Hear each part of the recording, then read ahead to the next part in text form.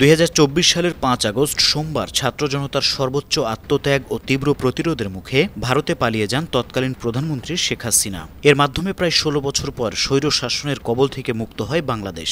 অথচ এর আগে 22 জুলাই শেখ হাসিনা অহংকার করে বলেছিলেন, শেখ হাসিনা পালায় না। এমন দম্ভ দেখানোর 2 সপ্তাহের মধ্যে পদত্যাগ করে ছোট বোন শেখ রেহেনাকে সঙ্গে নিয়ে একটি সামরিক হেলিকপ্টারে করে ভারতের উদ্দেশ্যে পালিয়ে যান তিনি। 5 আগস্ট কড়াকড়ি কারফিউ উপেক্ষা করে মার্চ টু ঢাকা কর্মসূচিতে হাজার হাজার মানুষ রাজধানী অভিমুখে পদযাত্রা করেন। দেশজুড়ে লাখ লাখ মানুষ রাস্তায় নামেন।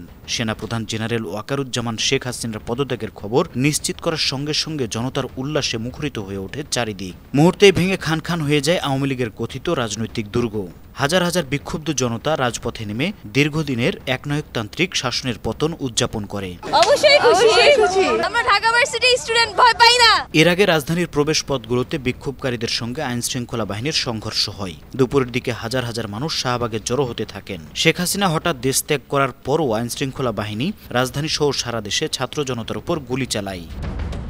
জাতিসংঘের হিসাব অনুযায়ী এই আন্দোলনে প্রায় 1400 মানুষ নিহত হন। আহত হয়েছেন প্রায় 20,000 মানুষ। দেশ পরিণত হয় এক রক্তাক্ত প্রান্তরে।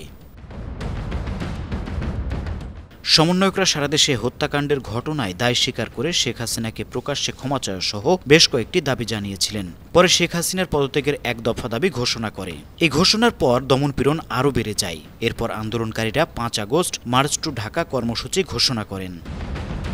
বৈষম্যবিরোধী ছাত্র আন্দোলনের সমন্বয়করা মূলত 6 আগস্ট মার্চ টু ঢাকা কর্মসূচি ঘোষণা করেছিলেন। কিন্তু 3 ও 4 আগস্ট আওয়ামী লীগ ও সহযোগী সংগঠনের নেতাকর্মীদের হামলায় যথাক্রমে 93 ও 66 জন নিহত হলে শিক্ষার্থীরা কর্মসূচি 5 আগস্ট এগিয়ে আনেন। এ দিনটিকে আন্দোলনকারীরা 36 জুলাই হিসেবে আখ্যায়িত করেন। তাদের মতে শেখ হাসিনার পতন না হওয়া পর্যন্ত জুলাই মাস শেষ হবে না। News desk, 52 TV.